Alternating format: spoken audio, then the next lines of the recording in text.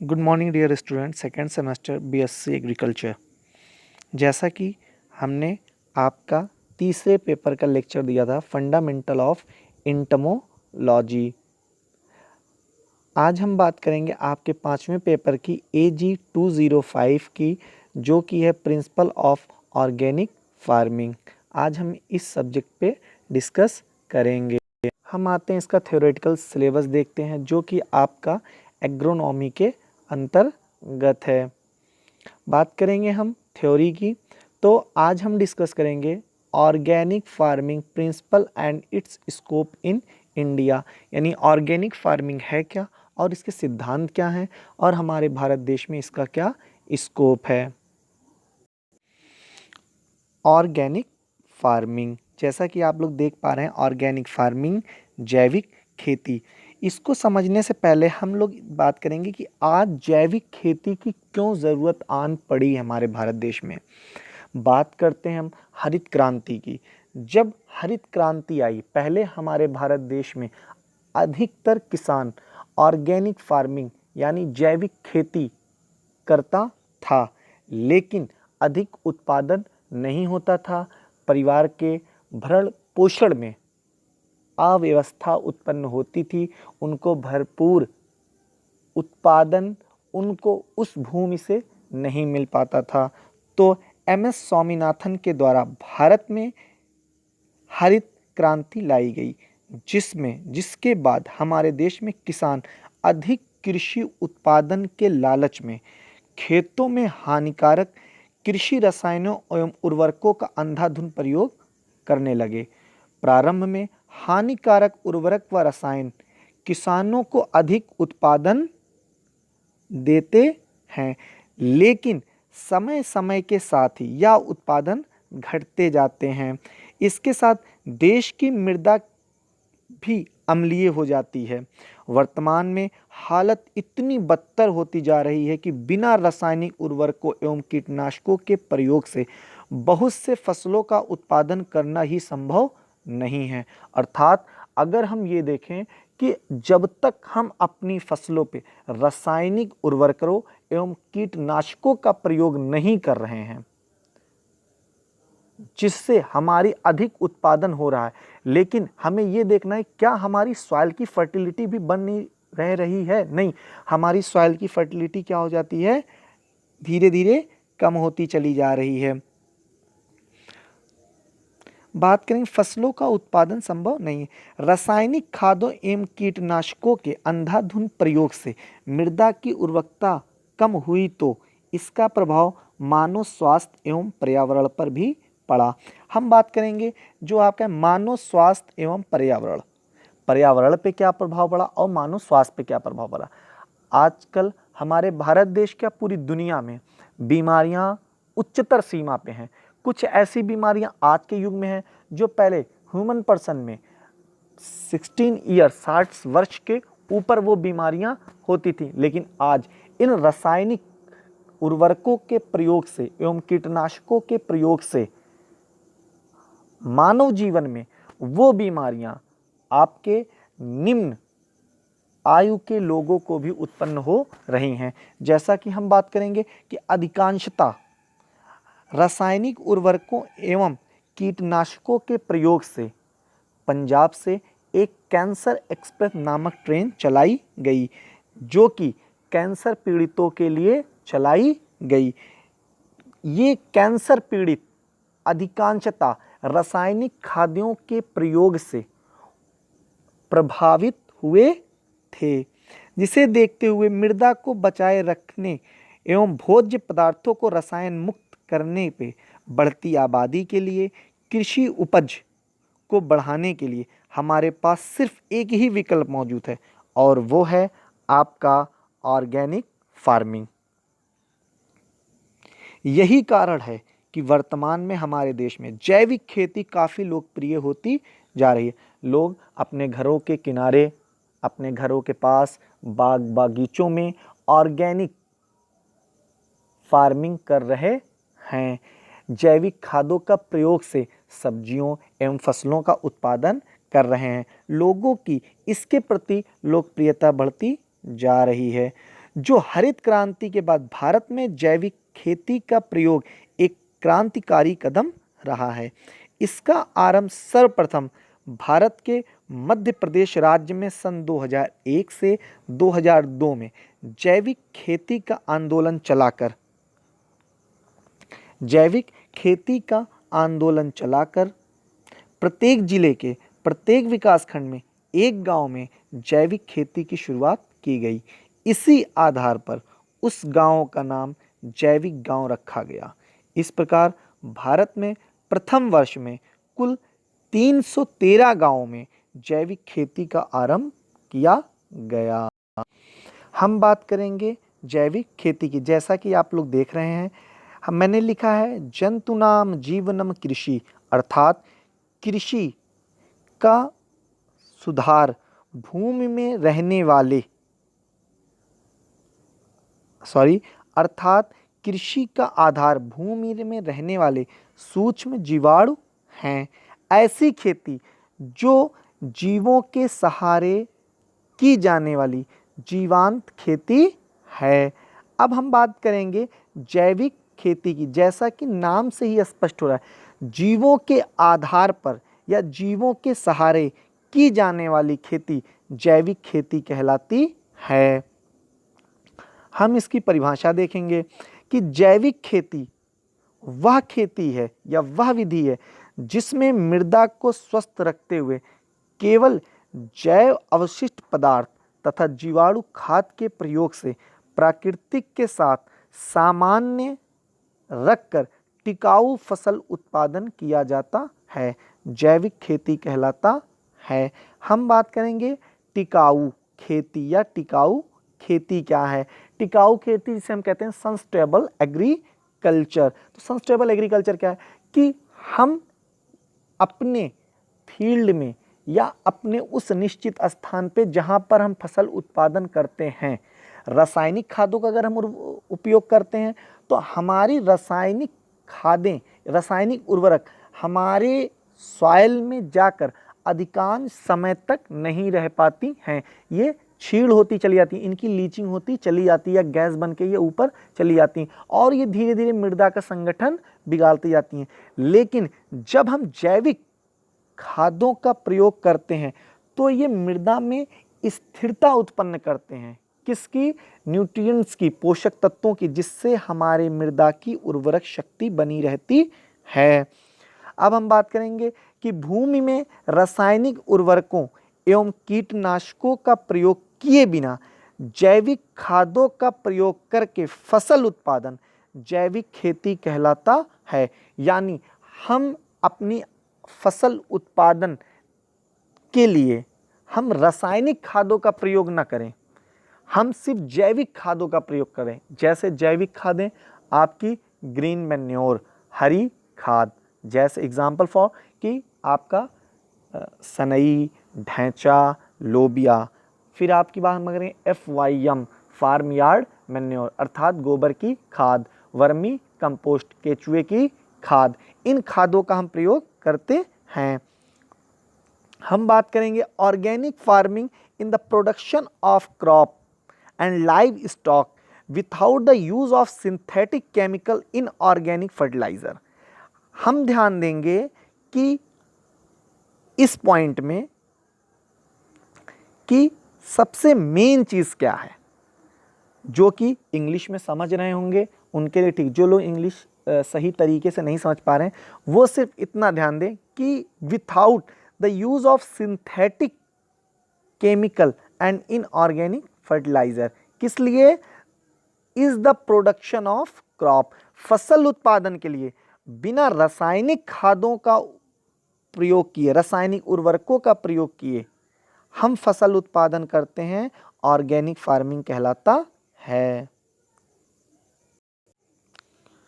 हम बात करेंगे प्रिंसिपल ऑफ ऑर्गेनिक फार्मिंग की कि प्रिंसिपल ऑफ ऑर्गेनिक फार्मिंग है क्या चीज़। प्रिंसिपल ऑफ ऑर्गेनिक फार्मिंग यानी जैविक खेती के सिद्धांत। इसका फर्स्ट पॉइंट है कि कार्बनिक खादों का उपयोग। अब हम बात करेंगे इसके फर्स्ट पॉइंट की, कार्बनिक खादों का उपयोग। ये कार्बनिक खादों का उपयोग क्यों कहा जा रहा है? इन कार्बनिक खादों के उपयोग से ही हमारी मृदा की उर्वरक शक्ति अधिकांश यानी लंबे समय तक बनी रहती है। फसल अवशेषों का उचित उपयोग, दूसरा पॉइंट है हमारा फसल अवशेषों का उचित उपयोग। जैसा कि आज के युग में लोग किसान अपने फसल अवशेषों को जला देते हैं, नहीं, ये हमारी मृदा के लिए हानिकारक है।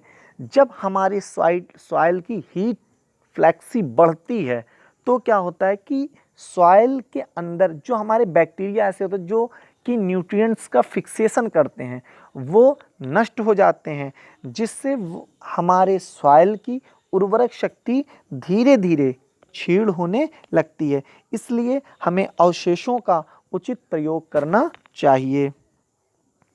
तीसरा पॉइंट है आपका जैविक तरीकों द्वारा कीट व रोग नियंत्रण।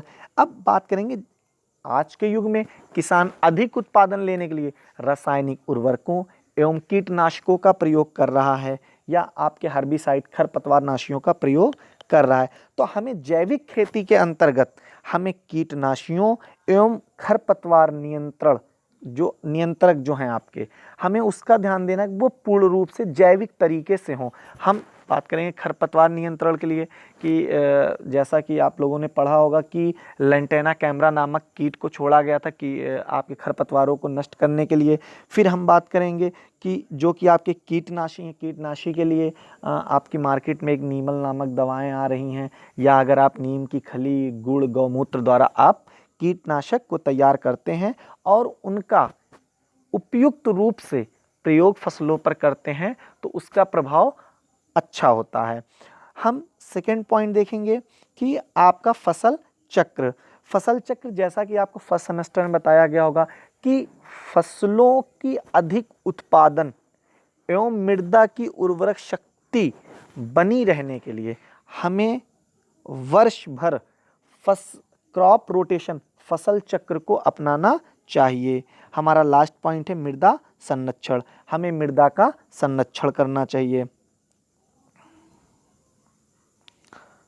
बात करेंगे हम scope in India, I mean organic farming का हमारे भारत देश में क्या स्कोप है। तो इसका फर्स्ट पॉइंट हम देखेंगे प्रति इकाई क्षेत्र में कम उर्वरकों का प्रयोग, यानी ऑर्गेनिक फार्मिंग का उद्देश्य ही यही है कि हमें जैविक खादों का प्रयोग करना है, ना कि रासायनिक उर्वरकों का प्रयोग करना है। क्योंकि ये रासायनिक उर्वरक क्या है, हमारी सॉइल की फर्टिलिटी को ये नष्ट भी करते हैं धीरे धीरे। हमें कुछ समय तक तो उत्पादन देते हैं लेकिन धीरे धीरे क्या करते हैं, हमारी सॉइल की फर्टिलिटी को नष्ट करते हैं। और एक ऐसा समय आ जाता है कि जो हमारी फसल है उसकी उत्पादकता धीरे धीरे कम होने लगती है। लेकिन जैविक जो हमारी खादें हैं, जैविक खादें हमें ये ज़्यादा कॉस्टली नहीं पड़ती, बट इसके प्रोसेस जो होते हैं थोड़ा लॉन्ग टर्म के होते हैं, लेकिन इसका जो रिज़ल्ट आता है वो बहुत अच्छा होता है। हमारा सेकेंड पॉइंट है कार्बनिक पदार्थों की उपलब्धता। कार्बनिक पदार्थों की उपलब्धता, हमें ये देखना है कि हमारे भारत देश में कार्बनिक पदार्थों की उपलब्धता कितनी है। अगर हम अपने घर पे रहकर एक किचन गार्डन के तौर पे अपने घरों के वेस्ट कूड़े करकट को एक गड्ढे में इकट्ठा करके अगर हम कंपोस्ट तैयार कर रहे हैं और उनको ले जाके अपने खेतों में या हमारे जो किचन गार्डन है उनमें हम प्रयोग कर रहे हैं तो वो हमारे लिए लाभदायक होगा।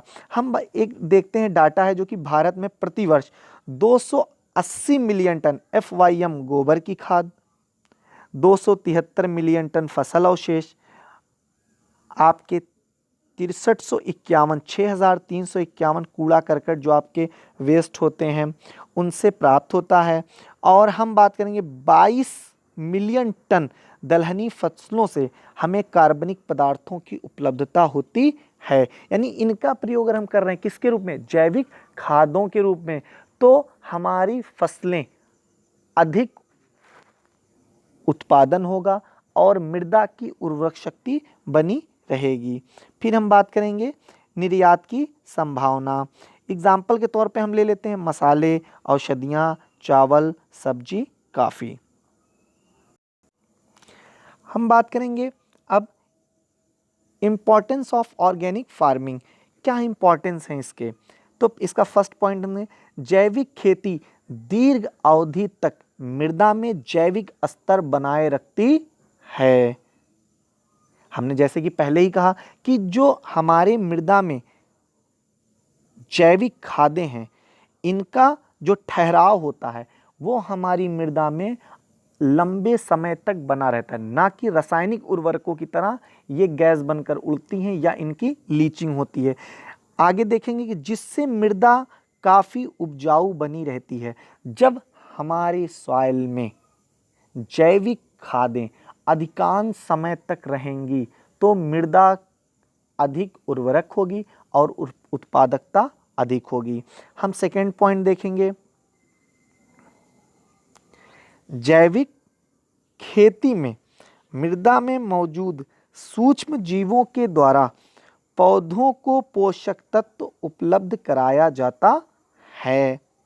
जैसा कि आप लोगों ने फर्स्ट सेमेस्टर में आप लोगों को बताया गया होगा कि जैविक खेती मृदा में मौजूद सूक्ष्म जीवों द्वारा, आप लोग देख रहे हैं सूक्ष्म जीवों द्वारा, जैसे कि एजेटोबैक्टर हो गया, यानी ऐसा बैक्टीरिया जो नाइट्रोजन का फिक्सेशन करता है, हैं, तो इनके द्वारा पौधों को, एजेटोबैक्टर नामक बैक्टीरिया के द्वारा पौधों को पोषक तत्व उपलब्ध कराया जाता है।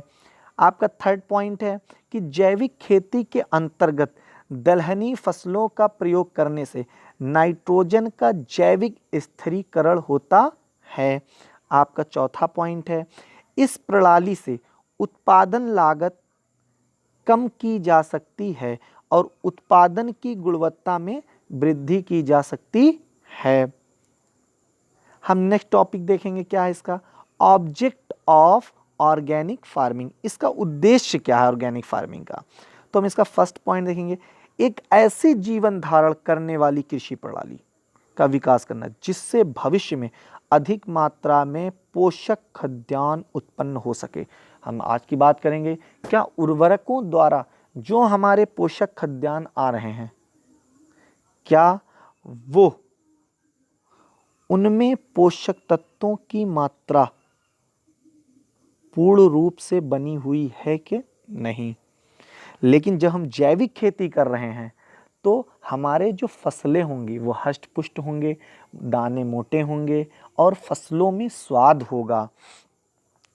दूसरा टॉपिक, हम दूसरा पॉइंट देखेंगे, रासायनिक खेती के विकल्प के रूप में जैविक खेती को प्रोत्साहन देकर जल, मिट्टी, पर्यावरण को प्रदूषण मुक्त करना। जैसा कि आप लोग को पता होगा कि हम जब इन ऑर्गेनिक फर्टिलाइज़र का यूज़ करते हैं तो हमारी मृदा दूषित होती है, उसकी उर्वरक शक्ति कम होती है और धीरे धीरे वो क्षीण हो जाती है।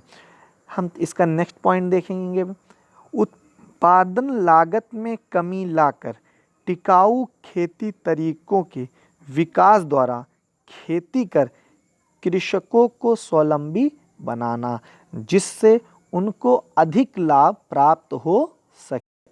जैसा कि आप लोग देख रहे हैं कि जैविक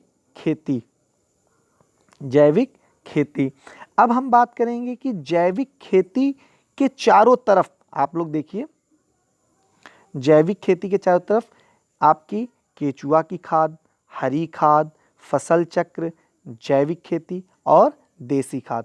केचुए की खाद आपका वर्मी कंपोस्ट, हरी खाद आपका सनई, ढैंचा, लोबिया द्वारा प्राप्त खाद, फसल चक्र, क्रॉप रोटेशन को अगर हम अपना रहे हैं तो वो भी जैविक खेती के अंतर्गत आता है। फिर आपकी देसी खाद, देसी खाद जैसे आपकी गोबर की खाद हो गई, आपकी कंपोस्ट हो गई, तो आपकी ये सब क्या है, देसी खादें हैं।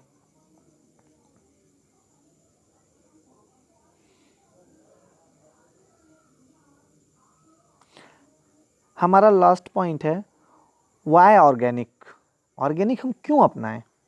तो हम बात करेंगे healthy foods and content of toxic substance,